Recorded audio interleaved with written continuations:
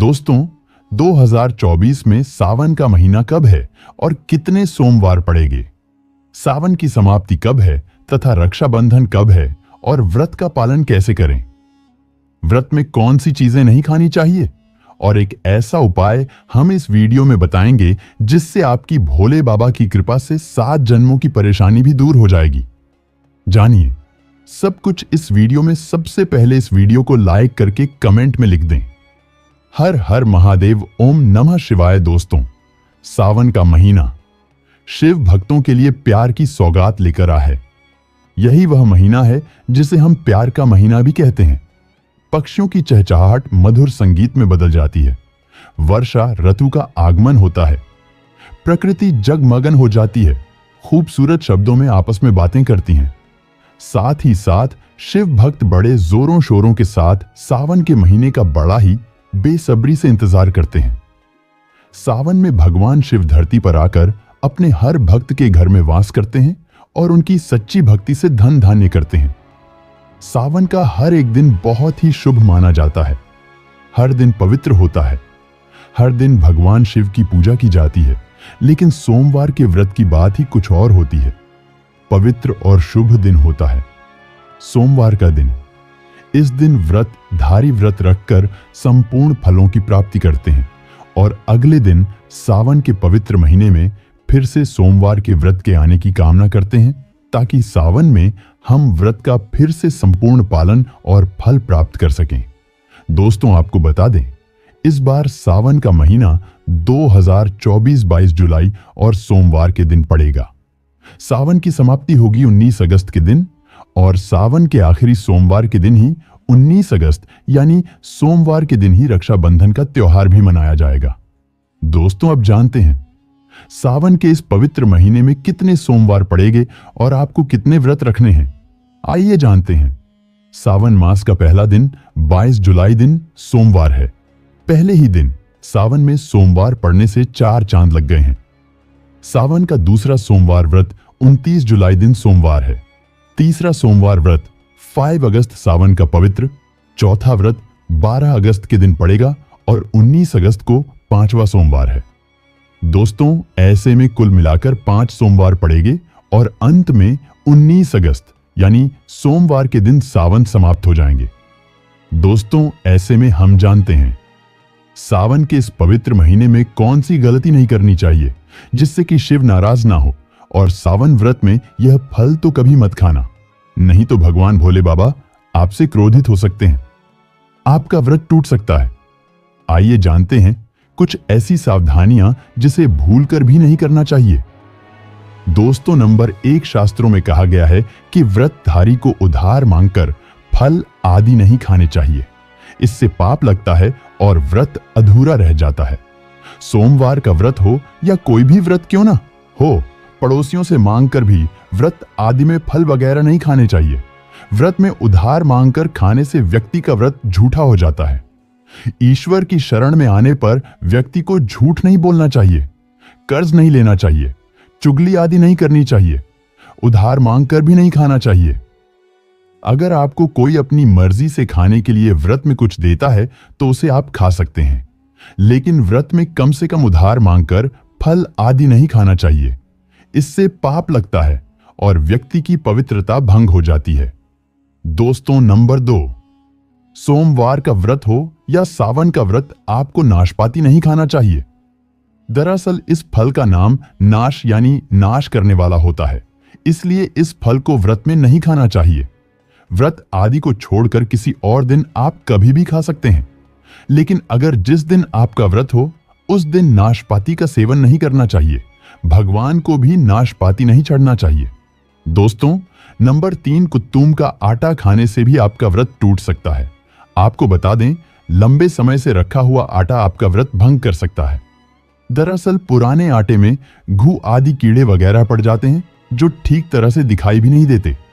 ऐसा आटा खाने पर दरअसल आप मांस का सेवन करते हैं और व्रत में कीड़े खाना घोर पाप के बराबर माना गया है और आपका व्रत भी भंग हो जाता है।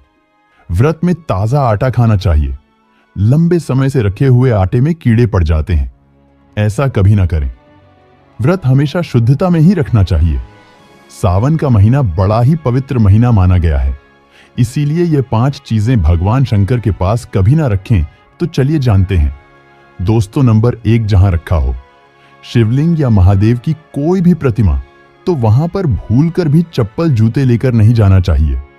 जरा सोचिए, जब आपके कमरे में कोई चप्पल लेकर प्रवेश करता है तो आपको कितना क्रोध आता है। इसी कारण महादेव भी आपसे नाराज हो जाते हैं और आपको मिलने वाला फल नष्ट हो जाता है।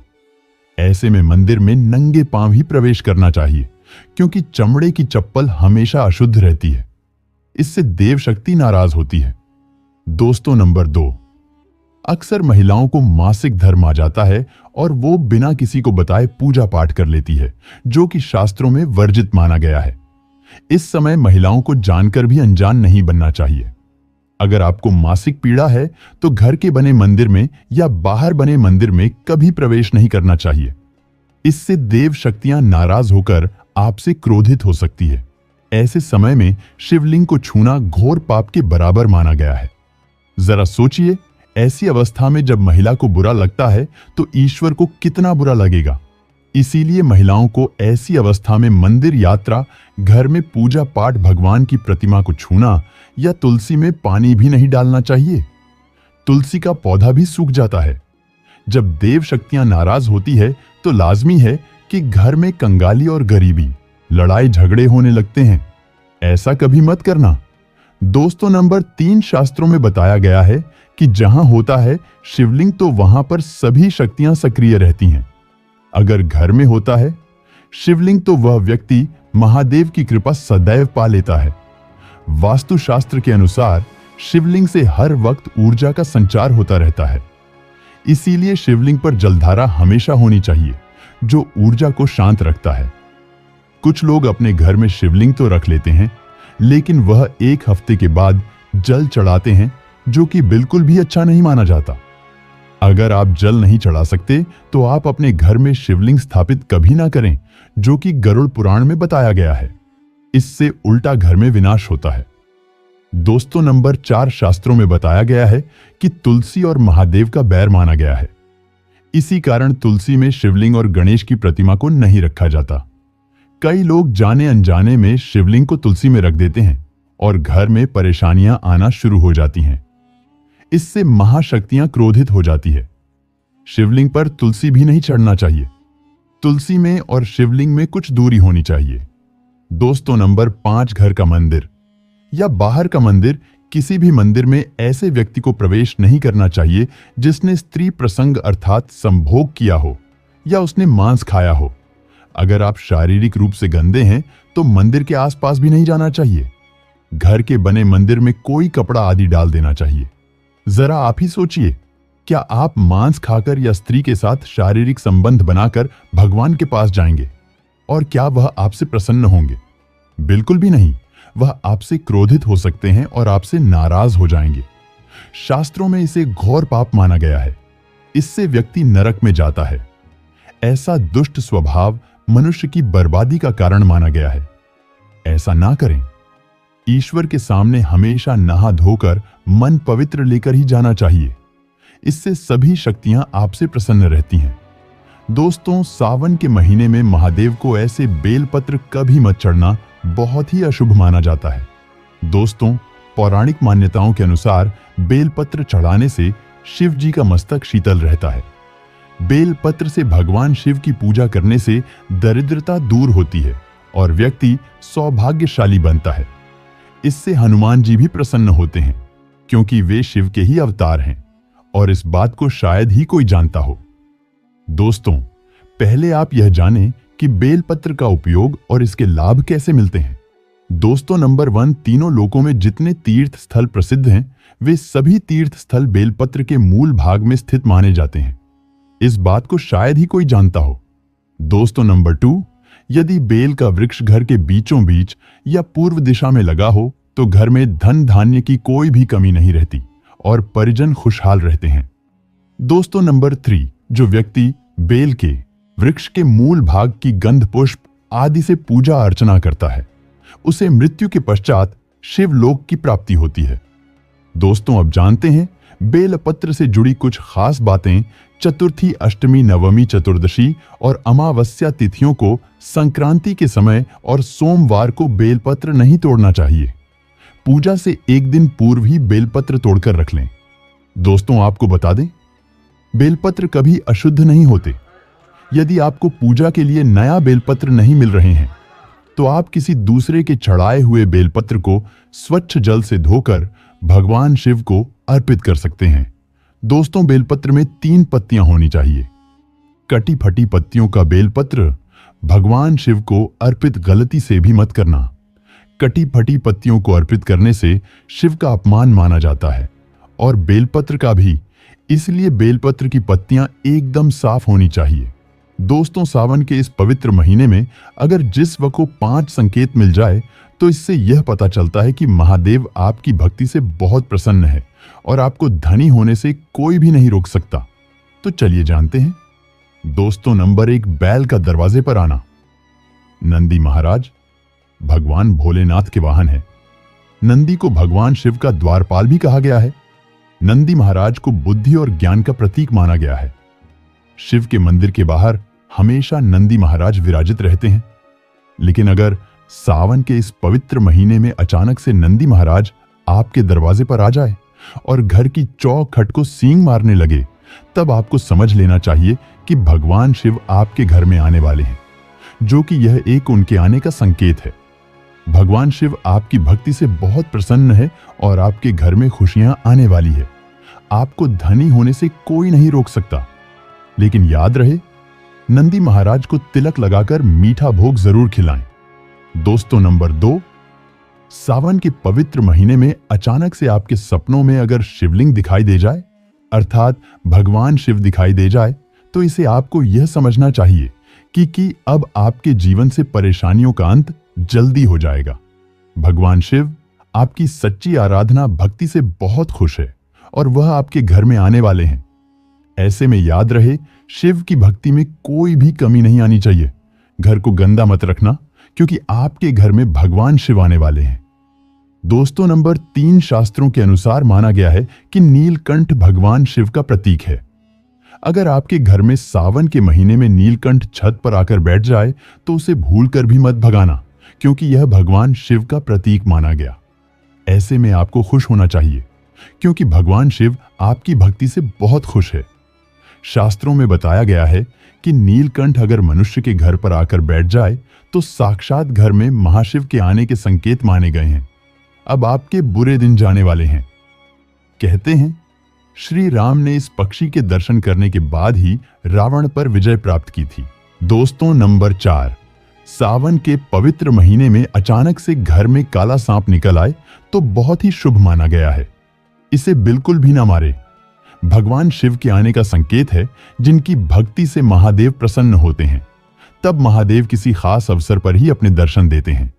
सावन का महीना बहुत ही पवित्र महीना माना गया है। यही वह महीना है जिसमें भगवान शिव धरती पर आते हैं और उसी घर में अपना वास बना लेते हैं जो सच्चा भक्त होता हो। सपनों में किसी मंदिर में नाग नागिन का जोड़ा देखना बहुत ही शुभ माना गया है। यह घर में शिव के आने के संकेत हैं। अब आपको खुश होने की जरूरत है। दोस्तों, नंबर 5, सावन के शुभ अवसर पर सोमवार के दिन डमरू की आवाज, घंटियों की आवाज सुनाई दे जाए तो यह अत्यंत शुभ माना गया है। इसका अर्थ यह है कि भगवान भोलेनाथ आपसे प्रसन्न हैं और जल्दी आपके घर और जीवन में प्रवेश करने वाले हैं, जिससे आपका आर्थिक संकट दूर होकर जीवन में सुख समृद्धि आने वाली है। महादेव आपसे बहुत खुश है। दोस्तों, आप जानते हैं, सावन के पवित्र समय में मंदिर में घंटी क्यों बजाई जाती है? घंटा क्यों बजाया जाता है? ताली क्यों बजाई जाती है? मंदिर के कारण क्या है? शंकर के मंदिर में घंटी क्यों बजाई जाती है? शंकर के मंदिर में घंटी को क्यों बजाया जाता है? ताली को बजाना क्यों ना करा जाता है? शिव मंदिर में किस लिए करा जाता है? तो यह पुराण है कि मंदिर के अंदर या घर के अंदर आप गरुड़ घंटी जब जाते हो, घंटी का नाद जब करते हो, तो शिव महापुराण की कथा और लिंग पुराण की कथा, विष्णु पुराण की कथा कहती है। मात्र घंटी का नाद कर देने से जितने भूमि पर तीर्थ है, जितने साधक साधना कर रहे होते हैं, जितने तप कर रहे होते हैं, जितनी पवित्र नारी स्त्री का पालन कर रही होती है, जितने दान हो रहे होते हैं, कुछ समय पर जिस समय तुमने घंटी बजाई है, उस पल वह सारे पुण्य घंटी का नाद करते से तुम्हारे खाते में आ जाते हैं। शंकर जी के मंदिर में जाकर ताली का नाद किया जाता है। ताली शिव मंदिर में क्यों बजाई जाती है? मंदिर में जितने भी बैठे होंगे, जो भजन कर रहे होंगे, जो साधना कर रहे हैं, अभिषेक कर रहा है, पूजन कर रहा है, 3 बार ताली बजाने से उनका सारा का सारा पुण्य हमारे खाते में आ जाता है, खींचा चला आता है। हमारा भाग्य प्रबल हो जाता है, 1 सेकंड में हमारे खाते में आ जाता है और हमें लगता है हम शंकर को रिझा रहे हैं। शंकर को रिझा ऐन शिव जरूर देते हैं। घर में गरुड़ घंटी का नाद करना दोस्तों, इसलिए बच्चों को खेलने के लिए घंटी नहीं दी जाती। गरुड़ घंटी कोई खेलने को नहीं देता, दूसरा सामान देंगे, पर गरुड़ घंटी नहीं देंगे। क्यों नहीं देते? क्योंकि गरुड़ घंटी का जब नाद किया जाता है तो सबका पुण्य हमारे खाते में जाता है। कोई साधारण है। घंटी बजाना, पूजन के समय, स्मरण के समय पर भजन करना चाहिए, इसलिए घंटी भी हर कभी नहीं बजाई जाती। और आपसे भी निवेदन है, मंदिर में भी जाओ तो घंटी का नाद करो तो बड़े प्रेम से करो, ऐसे नहीं बजाओ। बजाए जाओ, बजाए जाओ। कई मंदिरों में मंदिर का पट बंद हो जाता है तो भी लोग घंटी बजा देते हैं। दोष लगता है भगवान। अगर मंदिर में सो रहे हैं तो उस समय घंटी बजाना घोर पाप माना जाता है। जिस जगह पर ब्राह्मण विद्वान हैं, साधक हैं, संत हैं, साधु हैं, मंदिर अगर बंद होता है तो उसके साथ में घंटी के नीचे के भाग को रस से ऊपर बंद दिया जाता है, जिससे बजे ना कहते हैं। अगर भगवान विश्राम कर रहे हैं, सो रहे हैं, निंद्रावश्य है या पट बंद है, कुछ समय पट बंद का समय है और घंटी का अगर नाद हो जाए तो कहते हैं 11 ब्राह्मण के भूखे रहने का दोष लग जाता है। जीवों को मात्र घंटी बजा देने पर अगर भगवान विश्राम में है, पट बंद, दरवाजा बंद और लिखा हुआ है समय, मंदिर खुलने का समय 11 बजे से 3 बजे तक मंदिर बंद होने का समय, और तुमने यदि समय देख लिया, फिर भी तुमने तो देख लिया और तुम उस समय कह रहे हो मैं दूर से आया हूं, घंटी तो बजाऊंगा, तो ऐसा करने से कई लोगों के भूखे रहने का दोष आपको लग जाता है। घंटी बजाने का सबसे शुभ समय माना जाता है सुबह 4 बजे से लेकर सुबह 11 बजे तक अत्यंत दुर्लभ और मंगलकारी माना जाता है। इस समय घंटी बजाना और रात के समय शाम 6 बजे से लेकर रात 11 बजे से पहले तक पूजा पाठ तथा घंटी बजा लेनी चाहिए, क्योंकि 12 से पहले तथा 12 के बाद मंदिर के पट बंद कर दिए जाते हैं। इस समय देवी देवता विश्राम करते हैं, निद्रा में चले जाते हैं। इस समय उन्हें जगाना मतलब घोर पाप का भागीदार बनने के बराबर है। आप अपने पुण्य नष्ट कर सकते हैं।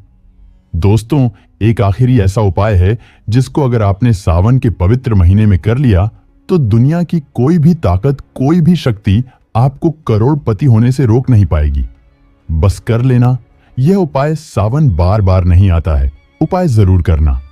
इस समय भगवान शिव सक्रिय अवस्था में होते हैं, जो मांगो अवश्य होती है हर कामना। दोस्तों, आज हम आपको बताएंगे, मात्र कुछ ही समय में आपके जीवन से कर्ज हमेशा के लिए उतर जाएगा। अगर ना उतरे तो आप हमारे चैनल ज्ञान वास्तु को अनसब्सक्राइब कर देना।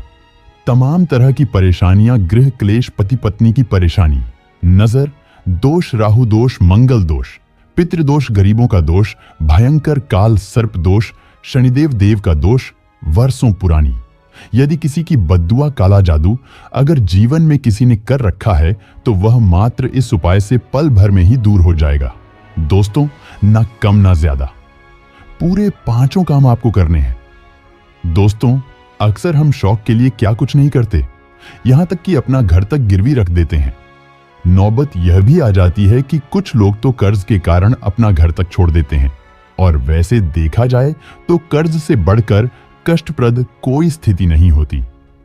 कर्ज एक श्राप की तरह होता है, जो अगर एक बार लग जाए तो बिना उपाय किए उतरता ही नहीं है। अगर आप भी कर्ज के बोझ से परेशान हैं तो इस उपाय का प्रयोग अवश्य करें। 2 से 8 दिन के अंदर लाभ मिलने लगता है। यह बात आपको शायद मजाक लगे, लेकिन मैं आपसे वादा करता हूं कि यह 100% सत्य है।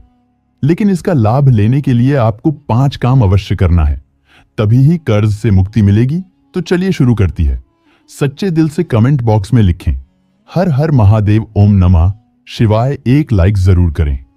आज का वीडियो बहुत ही सुंदर है, इसीलिए एक लाइक आप पहले ही कर दें, क्योंकि आप लाइक करना भूल जाते हैं।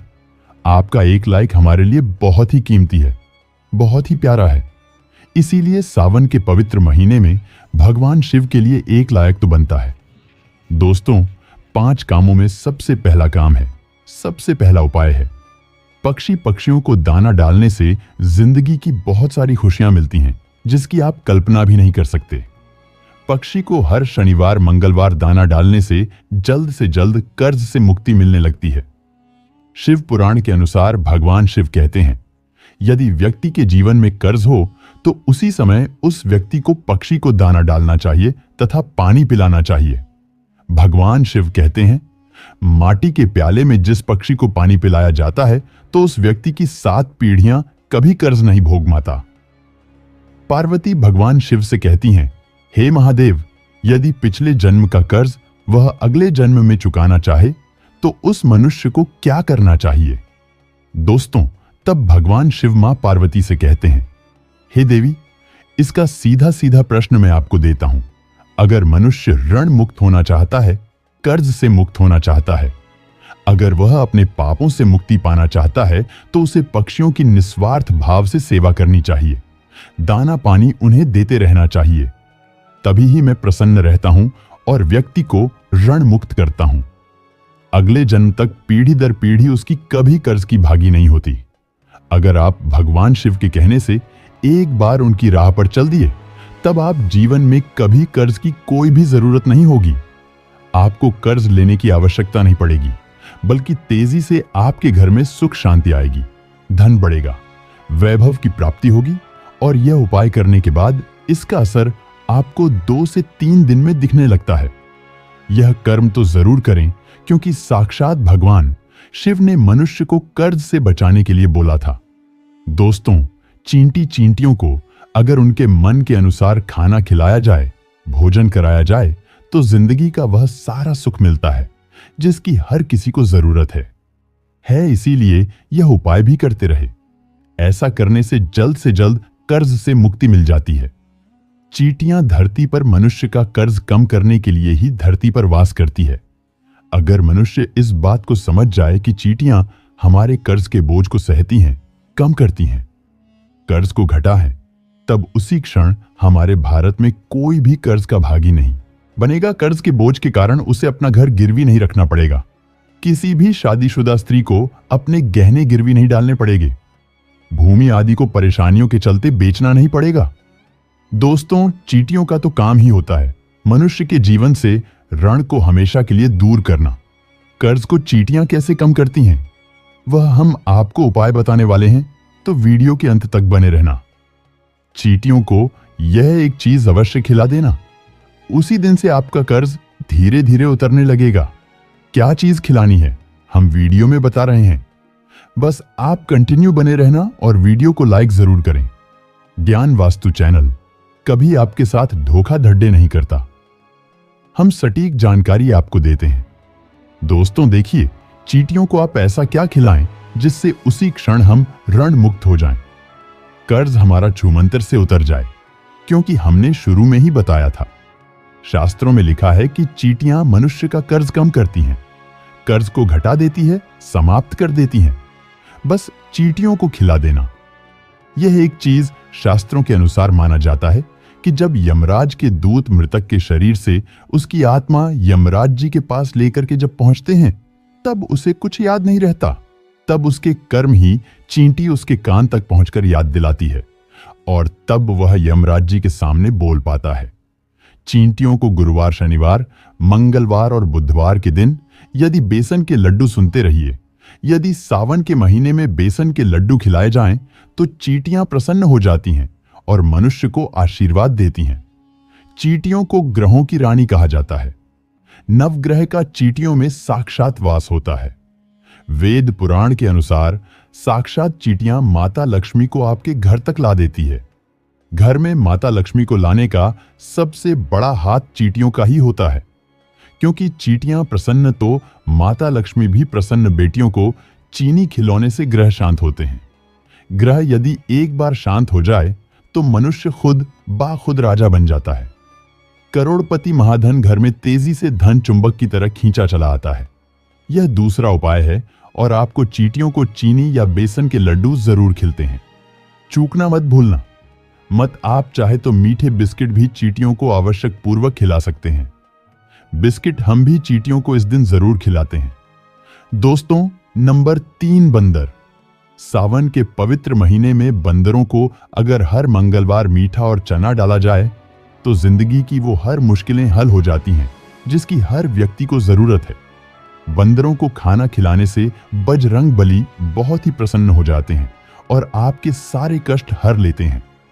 एक बंदर को मंगलवार के दिन भोजन कराने से 3 हनुमान चालीसा का फल प्राप्त होता है। 10 बंदरों को चना आदि केला खिलाने से 1000 बार हनुमान चालीसा पढ़ने का पुण्य प्राप्त होता है। दोस्तों, सावन में काल भैरव की सवारी कुत्ते। अगर कुत्तों को मीठे बिस्कुट खिलाए जाए तो कर्ज से मुक्ति तो मिलती ही है, साथ ही साथ घर में लड़ाई झगड़े आदि और नकारात्मक ऊर्जा भी नष्ट हो जाती है। इसीलिए ये उपाय भी करते रहे। भगवान शिव को पशुपतिनाथ यूं ही नहीं कहा जाता, इसीलिए काल भैरव की सवारी कुत्ते को भोजन अवश्य कराएं। सावन में दोस्तों, अब बात करते हैं नंबर 5, गाय। दोस्तों, शायद आप जानते नहीं, गाय में सारे देवी देवताओं का वास होता है और इन्हें इसी कारण गाय माता के नाम से भी जाना जाता है।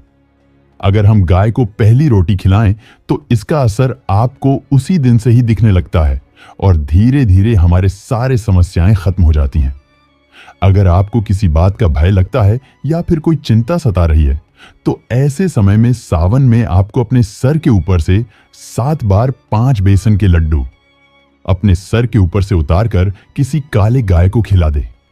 ऐसा करने से आपको कर्ज से तो मुक्ति मिलती ही है, साथ ही साथ हमारे सारे पाप भी मिट जाती है। और दुष्ट तो जरूरी जानकारी, अगर आपको 10 दिन के अंदर कर्ज से मुक्ति पाना है तो सावन में इन 5 उपाय को अवश्य करें, तभी ही कर्ज से मुक्ति मिलेंगे। पशुपतिनाथ के लिए एक लायक तो बनता है।